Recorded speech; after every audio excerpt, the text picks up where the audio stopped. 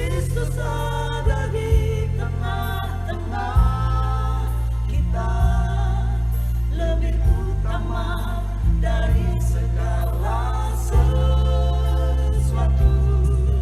Doa yang sangat besar kuasanya. Doa orang yang benar, bila dengan yakin didoakan, sangat besar kuasanya. Yakobus 5 ayat 16b. Sahabat Iktus yang dikasihi Tuhan, sejak kecil kita sudah diajari untuk berdoa. Kita sering mendengar pesan seperti ini. Berdoalah, karena doa adalah nafas hidup orang percaya. Yang kita pahami adalah betapa pentingnya doa. Karena jika kita tidak berdoa, maka kita akan mati secara rohani. Namun doa yang seperti apa? Bagaimana seharusnya kita berdoa? Yakobus menulis suratnya kepada jemaat yang ada di perantauan. Di dalam suratnya ia bermaksud menggugah Yahudi Kristen untuk sungguh-sungguh memiliki kehidupan rohani yang kuat sebagai persiapan masa penganiayaan yang mungkin akan mereka hadapi. Pasal 5 ayat 13-18 adalah pedoman Kristen tentang kehidupan doa. Ada beberapa jenis doa yang dapat dilakukan ketika seorang menghadapi penderitaan atau berada dalam keadaan sakit. Pertama, doa pribadi. Kalau ada seorang di antara kamu yang menderita, baiklah ia berdoa. Ayat 13. Kedua, doa dari hamba Tuhan. Kalau ada seorang di antara kamu yang sakit, baiklah ia memanggil para penatua jemaat. Ayat 14. Ketiga, doa bersama-sama. Karena itu hendaklah kamu saling mendoakan supaya kamu sembuh. Ayat 16. Di ayat 16b, Yakobus menyatakan tentang kekuatan doa.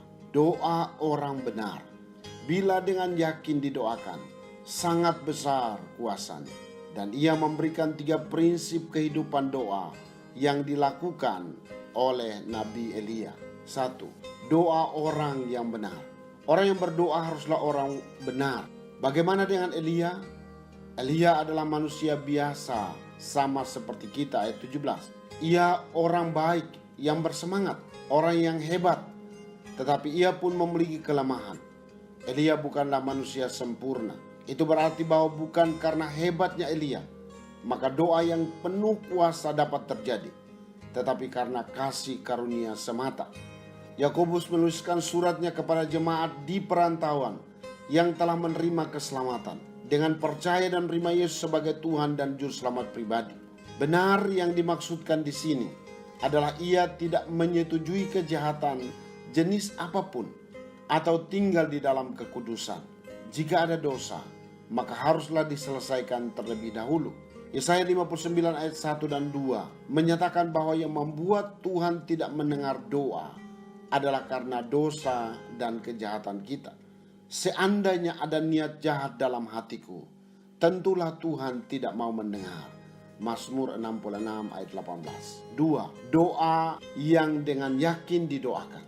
Doa yang dinaikkan dengan keyakinan adalah doa yang lahir dari iman. Ayat 15. Yaitu iman yang hidup, baik di dalam diri orang yang mendoakan maupun yang didoakan. Ini bukan lagi tentang seorang memiliki iman yang menyelamatkan, tetapi ia harus meyakini bahwa Tuhan mengerjakan pemulihan spiritual dan kesembuhan fisik untuk orang yang sakit atau menderita yang didoakannya. Selanjutnya, doa itu sendiri haruslah merupakan doa yang sungguh-sungguh dan dinaikkan secara khusus. Doa itu merupakan luapan hati kepada Allah yang dialirkan dengan iman yang tulus. Di dalam naskah asli, Elia berdoa dengan sungguh-sungguh diuraikan demikian. Elia berdoa di dalam doanya. Berdoa di dalam doa berarti bukan sekedar mengucapkan kata-kata doa, tetapi pikiran kita haruslah terpusat kepada Tuhan di atas dasar kerinduan yang teguh dan di dalam ketekunan. 3. Doa yang sangat besar kuasanya. Elia berdoa supaya hujan jangan turun, dan Allah mendengar permohonannya sehingga hujan tidak turun di bumi selama 3 tahun dan 6 bulan. Lalu ia berdoa dan langit pun menurunkan hujan. Perhatikanlah bahwa doa merupakan kunci yang mampu membuka dan menutup langit. Jika melalui doa Elia, Tuhan dapat melakukan hal-hal yang begitu hebat dan luar biasa, maka doa orang benar pun tidak akan kembali dengan sia-sia. Surat ini ditutup dengan nasihat untuk mengupayakan pertobatan dan keselamatan orang lain. Ayat 19 dan 20. Yakobus secara tidak langsung ingin menyampaikan kepada jemaat bahwa lebih dari semua mujizat yang akan terjadi, doa sangat besar kuasanya untuk menuntun seseorang menerima anugerah keselamatan di dalam Yesus Kristus. Doa dapat membuat orang berdosa berbalik dari jalan yang sesat dan menyelamatkannya dari maut. Sahabat Iktus, doa adalah sarana anugerah Allah agar kita memiliki akses untuk berbincang-bincang dengannya. Namun doa bukanlah berisi ucapan semata, karena doa adalah kunci untuk membuka semua pintu yang masih tertutup dalam penderitaan dan kesakitan kita. Hal yang mustahil menjadi mungkin ketika kita berdoa. Bahkan doa sanggup melembutkan hati yang keras hingga terbuka terhadap karya keselamatan Kristus. Sejak Yesus tinggal di hati, saya terus bertekun dalam doa. Ada kalanya Tuhan membawa saya belajar memiliki keberanian iman untuk mendoakan sesuatu yang nampaknya mustahil bagi Indonesia. Saya berdoa dan percaya bahwa Tuhan yang dapat membuka dan menutup langit akan memulihkan bangsa ini. Di zaman Elia, 3 tahun 6 bulan kering, tapi kemudian ada hujan dan bumi pun mengeluarkan buah. Inilah pengharapan bagi Indonesia, bahwa pergumulan ini akan berakhir dengan cerita sukacita.